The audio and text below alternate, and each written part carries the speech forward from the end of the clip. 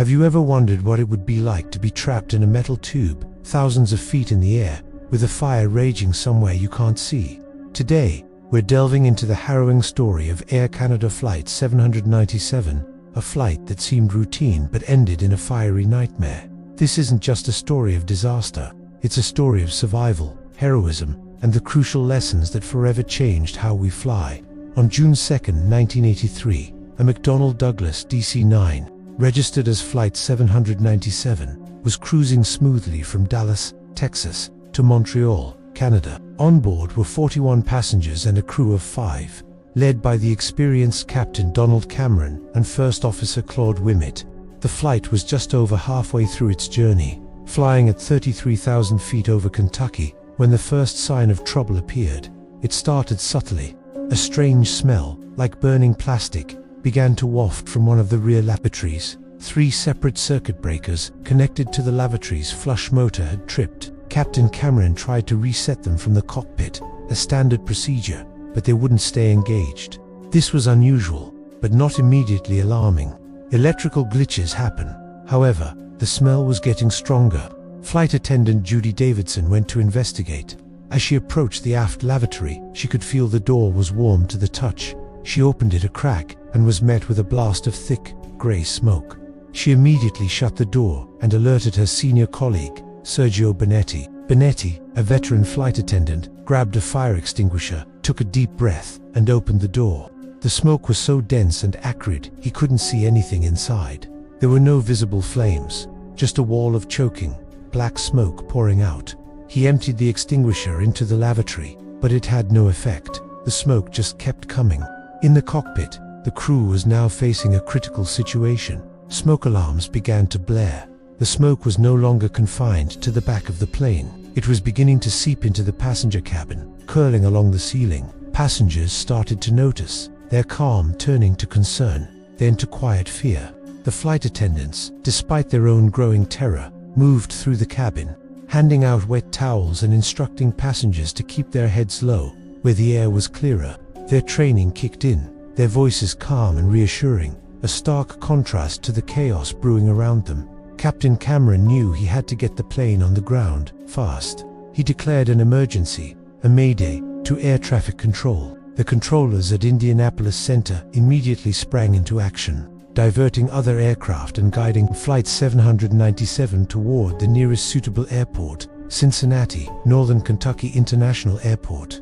The descent was terrifying. The smoke in the cabin was getting thicker by the second, turning from gray to a toxic, oily black. It stung the eyes and burned the lungs. The plane's electrical systems began to fail one by one. Key flight instruments flickered and died. The autopilot disengaged. The cabin lights went out, plunging the passengers into a terrifying, smoky darkness, broken only by the faint emergency floor lighting. In the cockpit, Captain Cameron and First Officer Wimet were flying blind. Their instrument panels were dark. They were relying on backup instruments and the guidance of air traffic control. The smoke was so thick they could barely see each other, let alone the controls in front of them. It was a testament to their incredible skill and composure that they managed to control the aircraft at all. Captain Cameron later said it was like flying inside a charcoal briquette. For the passengers, it was an eternity of horror. They were huddled on the floor, breathing through wet cloths, trying to stay below the rolling clouds of toxic smoke. The heat was becoming intense. The very air they were breathing was a poisonous cocktail of carbon monoxide and hydrogen cyanide, released by the burning plastic and insulation within the plane's walls. Panic began to set in, yet the flight attendants continued their heroic efforts, moving among the passengers, offering words of comfort, and trying to maintain order in an impossible situation. Somehow, through sheer skill and determination, Captain Cameron and First Officer Wimet managed to line up the crippled DC-29 with the runway in Cincinnati. The landing was rough but successful. The plane screeched to a halt on the runway. The moment the plane stopped, the crew's next priority was evacuation. But the nightmare was far from over. The flight attendants and First Officer Wimet battled to get the emergency exits open. They managed to open 3 of the 5 available exits, the 2 forward doors and the right overwing exit.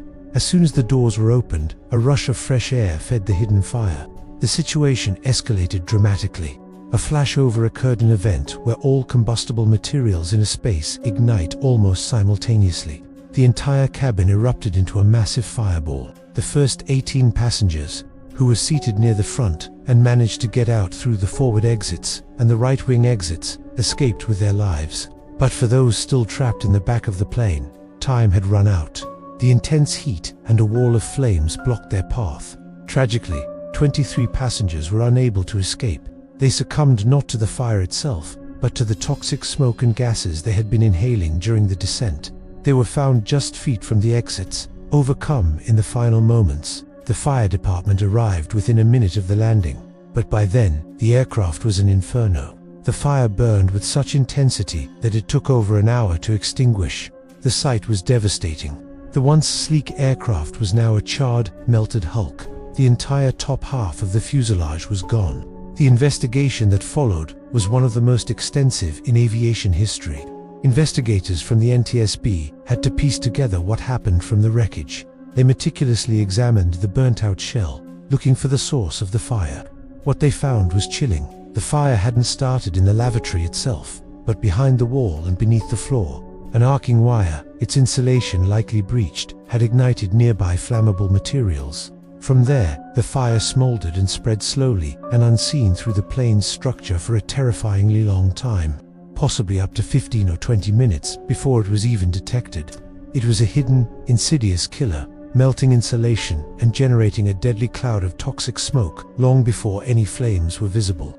The lavatory's flush motor circuit breakers, tripping was the first and only early warning. The tragedy of Air Canada Flight 797 became a pivotal moment in aviation safety. It served as a brutal wake-up call to the industry about the dangers of in-flight fires, especially hidden ones. The investigation led to sweeping changes that are still in effect today. Smoke detectors in lavatories became mandatory on all commercial aircraft. Fire extinguishers were upgraded to more effective halon units. Perhaps most visibly, floor-level emergency lighting, which helped guide some survivors of Flight 797 through the smoke, became a standard requirement. These glowing strips on the floor are now a familiar sight during every pre-flight safety briefing. Furthermore, the materials used in aircraft cabins were completely new, more fire-resistant seat cushions, wall panels, and carpets were developed and mandated. The goal was to increase the time passengers would have to evacuate in a fire, buying precious, life-saving seconds. Flight attendant training was also enhanced, with a greater emphasis on fighting hidden fires and managing smoke-filled cabins. The crew of Flight 797 were hailed as heroes. Captain Cameron, First Officer Wimet, and the 3 flight attendants, Sergio Benetti, Judy Davidson, and Laura Kayama, received numerous awards for their bravery and professionalism under unimaginable pressure. Despite their heroic efforts, the loss of 23 lives haunted them. First Officer Wimet, who re-entered the smoky cabin to try and pull passengers out, suffered severe smoke inhalation. The story of Air Canada Flight 797 is a somber reminder of the hidden dangers that can lurk within complex machines. But it's also a story of human resilience and the relentless pursuit of safety. The 23 people who lost their lives did not die in vain. Their tragedy forced a revolution in aviation safety standards, making air travel safer for billions of people around the world. Every time you board a plane and see those smoke detectors and floor-level lights, you are seeing the legacy of Flight 797. It's a legacy written in smoke and fire, but one that ultimately saves lives. Thank you for joining us for this look back at a critical moment in aviation history. If you found this story compelling, please consider liking this video and subscribing to our channel for more deep dives into events that changed our world. Fly safe, and we'll see you next time.